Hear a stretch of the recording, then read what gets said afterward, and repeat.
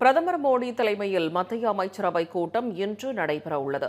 இதில் அமெரிக்க வரி விதிப்பு தொடர்பாக ஆலோசிக்கப்படும் என தகவல் வெளியாகியுள்ளது.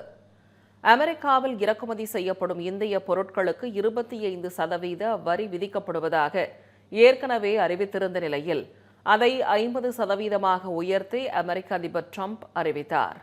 இருதரப்பு வர்த்தகம் தொடர்பான பேச்சுவார்த்தைகள் தொடர்ந்து வரும் நிலையிலும் அவர் இப்படி அறிவித்தது பெரும் அதிர்ச்சியை ஏற்படுத்தியிருந்தது. ரஷ்யாவிடமிருந்து கச்சா எண்ணெயை கொள்முதல் செய்வதை இந்தியா நிறுத்தாததால் இந்த நடவடிக்கையை எடுத்துள்ளதாக அமெரிக்கா தெரிவித்துள்ளது. இந்நிலையில் டெல்லியில் பிரதமர் மோடி தலைமையில் மத்திய அமைச்சரவை கூட்டம் இன்று நடைபெறவுள்ளது. இதில் அமெரிக்க வரி விதிப்பு தொடர்பாக ஆலோசிக்கப்படும் என தகவல் வெளியாகியுள்ளது. மரபணு மாற்றம் செய்யப்பட்ட அமெரிக்க வேளாண் பொருட்களுக்கு இந்தியாவில் அனுமதி இல்லை என பிரதமர் மோடி திட்டவட்டமாக தெரிவித்துள்ளார். டெல்லியில் சுவாமிநாதன் நூற்றாண்டு சர்வதேச மாநாடு நடைபெற்றது. இந்த நிகழ்ச்சியில் சிறப்பு விருந்தினராக கலந்து கொண்ட பிரதமர் மோடி சுவாமிநாதனின் நினைவு நாணயம் மற்றும் நூற்றாண்டு நினைவு முத்திரையை வெளியிட்டார்.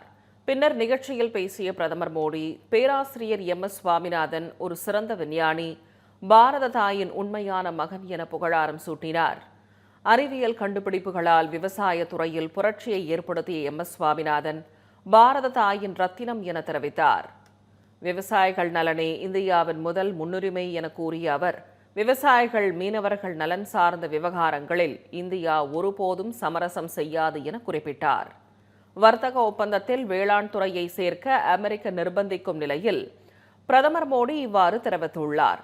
மேலும் நாட்டில் உள்ள விவசாயிகளின் நலனை காக்க தனிப்பட்ட முறையில் எவ்வளவு விலை கொடுக்கவும் தயாராக உள்ளதாக பிரதமர் மோடி திட்டவட்டமாக கூறியுள்ளார்.